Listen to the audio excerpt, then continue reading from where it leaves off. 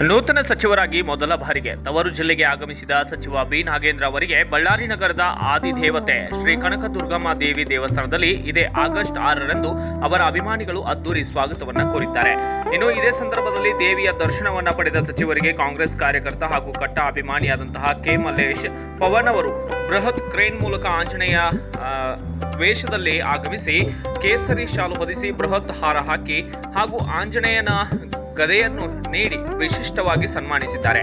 B Nagendra ಅವರಿಗೆ ಸಚಿವ ಸ್ಥಾನ ದೊರೆಯಬೇಕು ಎಂಬ ಸಂಕಲ್ಪದಿಂದ ಕೆ ಮಲ್ಲೇಶ್ ಅವರು ಈ ಹಿಂದೆ ಬಳ್ಳಾರಿ ನಗರದ ಕೆಇಬಿ ವೃತ್ತದಲ್ಲಿರುವ ಶ್ರೀ ಆಂಜನೇಯ ಸ್ವಾಮಿ ದೇವಸ್ಥಾನದಲ್ಲಿ ವಿಶೇಷ ಪೂಜೆ ಸಲ್ಲಿಸಿ ಅಲ್ಲಿಂದ ಮೋಕಾದ ಶ್ರೀ ಮುದಿಮಲ್ಲೇಶ್ವರ ದೇವಸ್ಥಾನದವರೆಗೆ ಪಾದಯಾತ್ರೆ ನಡೆಸಿದ್ದರು.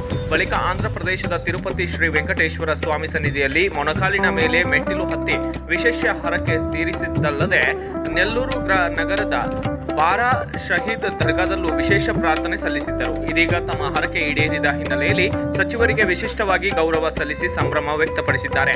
ಈ ದೃಶ್ಯಗಳು ದೇವಸ್ಥಾನದ ಆವರಣದಲ್ಲಿ ನೆರೆದಿದ್ದ ಸಾವಿರಾರು ಭಕ್ತರು ಹಾಗೂ ಅಭಿಮಾನಿಗಳ ಗಮನವನ್ನ ಸೆಳೆದಂತಾಗಿವೆ. ಬ್ಯೂರೋ ರಿಪೋರ್ಟ್ ಹೇಮಂತ್ ರಾಜ್, ಸೂರ್ಯ ನ್ಯೂಸ್ ಕನ್ನಡ, ಬಳ್ಳಾರಿ.